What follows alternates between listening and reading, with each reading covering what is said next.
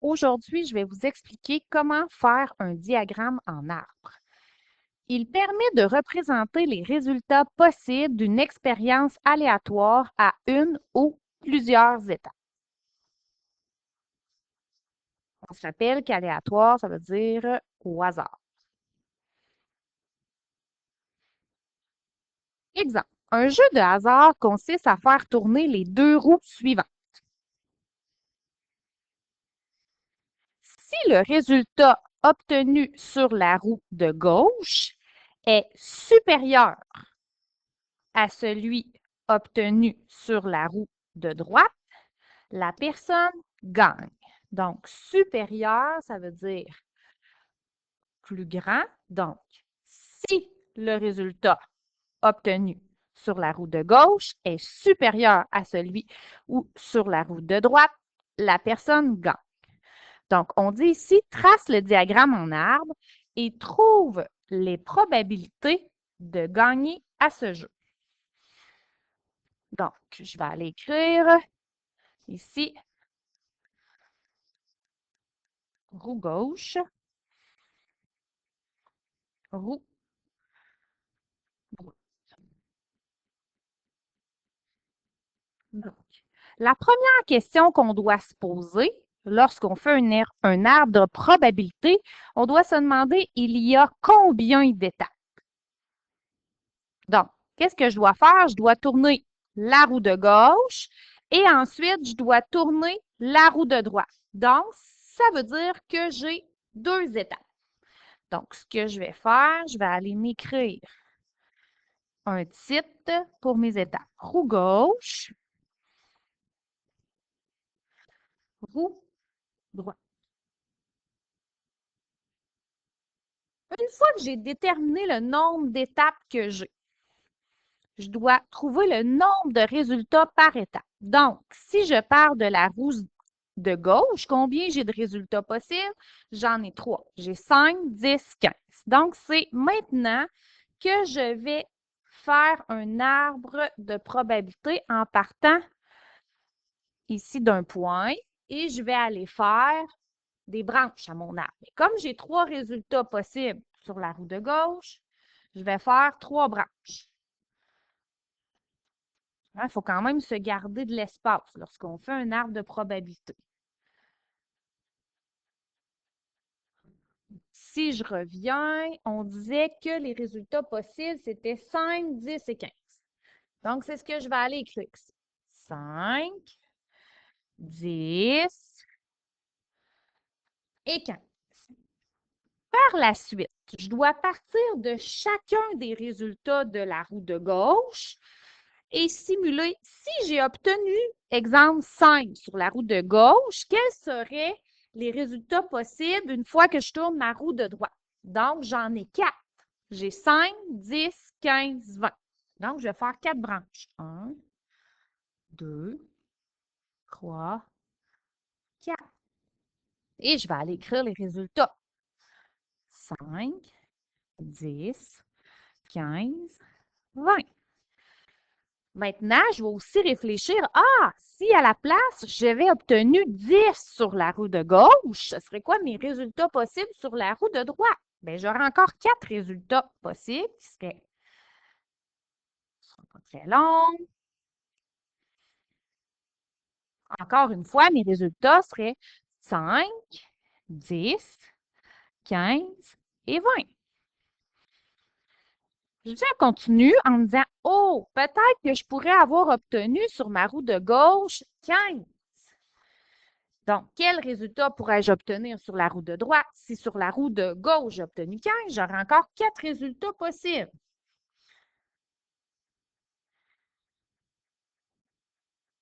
Qui seraient 5, 10, 15 et 20. Donc, une fois que j'ai fait mon arbre, je n'ai pas terminé. Donc, on disait dans la question, si le résultat obtenu sur la roue de gauche est supérieur à celui obtenu sur la roue de droite, la personne gagne. Et on veut déterminer les probabilités de gagner. On doit aussi se faire une colonne qu'on appelle résultat.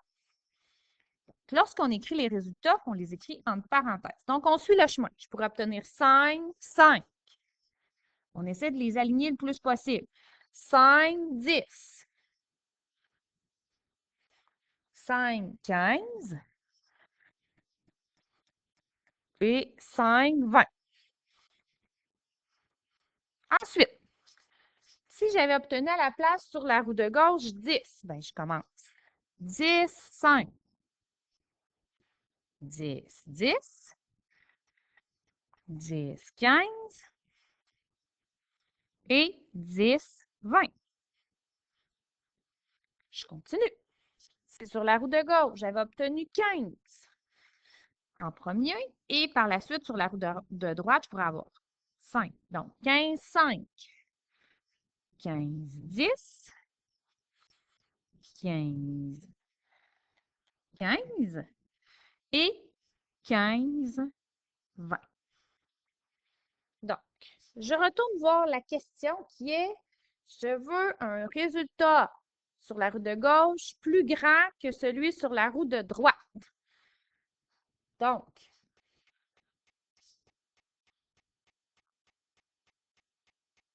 si je commence avec la roue de gauche où j'ai obtenu 5, il n'y a rien qui est plus grand que sur la roue de droite.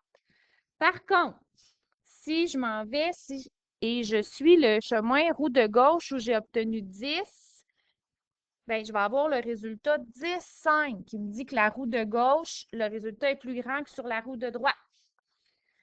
Les autres, ça ne fonctionnera pas. Ensuite, si je m'en vais sur la roue de gauche, j'ai obtenu 15. Est-ce que j'ai des résultats qui sont plus grands que sur la roue de droite? Bien, j'ai le 15, 5 et le 15, 10. Donc, on se rappelle, hein, une probabilité, c'est ce que je veux. Moi, ce que je voulais, c'est un résultat plus grand sur la roue de gauche que sur la roue de droite. Bien, j'en ai combien de possibilités? J'en ai 3. Sur combien de résultats possibles? C'est ça une probabilité. J'en ai combien de résultats possibles? 1, 2, 3, 4, 5, 6, 7, 8, 9, 10, 11, 12. Donc, la probabilité de gagner, j'ai 3 chances sur 12. Mais on n'oublie pas, on doit réduire la fraction. Donc, on peut diviser le nombre 12 et 3 par 3 en haut et en bas, et ça donne un quart. Donc, j'ai un quart, une chance sur 4 de gagner, et un quart, c'est aussi 25 de chance de gagner. Donc, à vous de décider si vous donnez la réponse en nombre sous forme de pourcentage ou en fraction. Ça termine mon premier arbre de probabilité. Si je m'en vais à la page suivante. Donc, on a un autre exemple qui dit Amélie et Marilyn jouent à roche, papier, ciseaux. Dessine l'arbre de probabilité de cette situation. Quelles sont les chances qu'elles aient une partie nulle? Donc, présentement, là, je vous ai dit tantôt que la première question qu'on doit se poser, c'est j'ai combien d'étapes dans mon jeu?